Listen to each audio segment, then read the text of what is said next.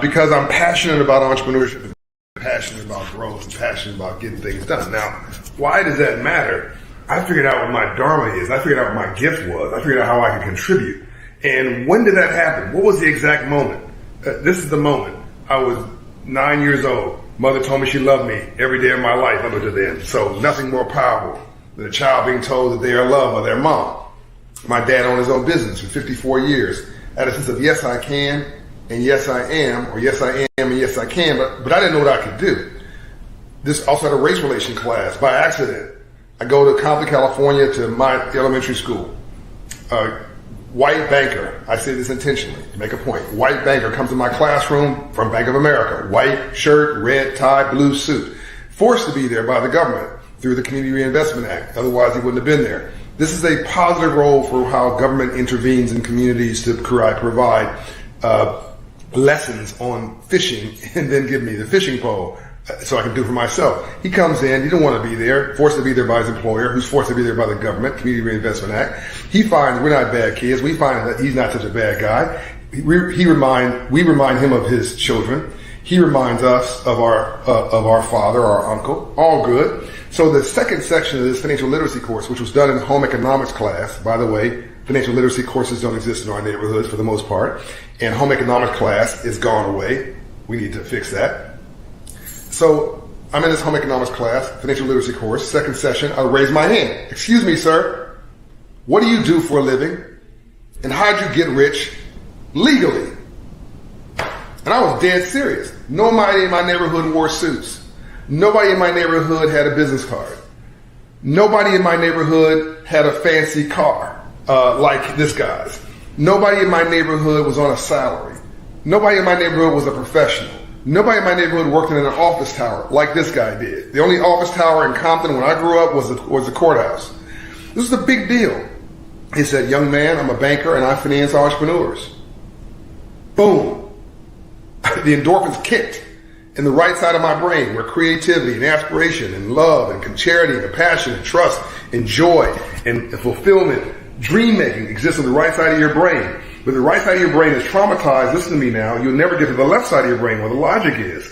So that's why you have a check casher, across street from a bank branch because it's not logical. I'm sorry, it's not, the dreaming has died and the logic doesn't kick in. So you don't realize you shouldn't be going to the check casher and paying somebody to cash your own check to give you your own money. You should be going to the bank.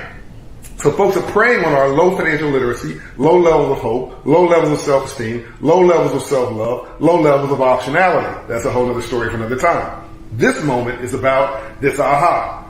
This guy told me, I'm a banker and I finance entrepreneurs.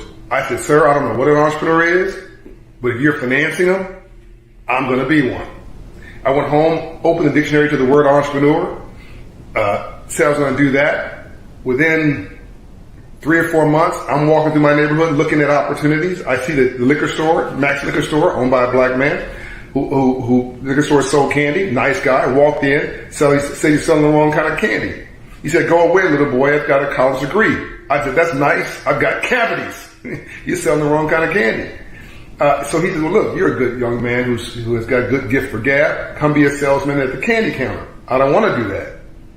What do you want? I want to be the box boy. He said, that's the worst job I've got. That's fine. That's the worst job I want. I worked there as a box boy, open up the boxes of inventory, putting it on the shelves behind the cold box where you go in, to open it up to get your liquor or you get your water or whatever. Pushing inventory in. All I wanted to know was to look at those boxes on my brakes. What was the wholesale rate on that box? What was the retail rate on that box? What was his profit margin? Where did he buy his candy from? Where did he buy his inventory from? What was moving? What wasn't? I wanted to get the memo on how he ran a business. As soon as I got that memo, I quit. Convinced my mother to loan me $40 because she said life ain't free. You got to pay your money, pay your loans back, your obligations. I borrowed $40 from my mother. We went to Ira's food store in Smart and Final and got the inventory, came back, set up the candy house in in the den of my mother's home on the way to school. Location. I made $300 a week at then 10 years old and put the liquor store out of the candy business. That's the power of entrepreneurship. That's the power of a moment. That's the power of financial literacy. That's the power of believing in yourself. That's the power of love. A sense of, yes, I am, yes, I can, and now what I can do. What can you do? What light can you turn on in the eyes of your children or your cousins or your friends or yourself? What can you do to change your own world?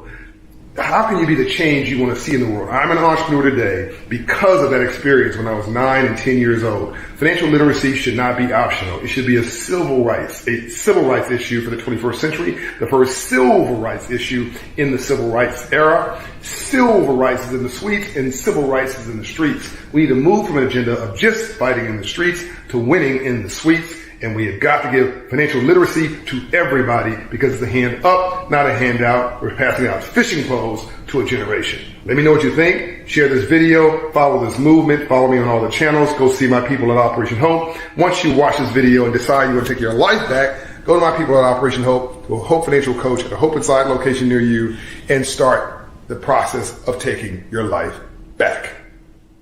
I'm out.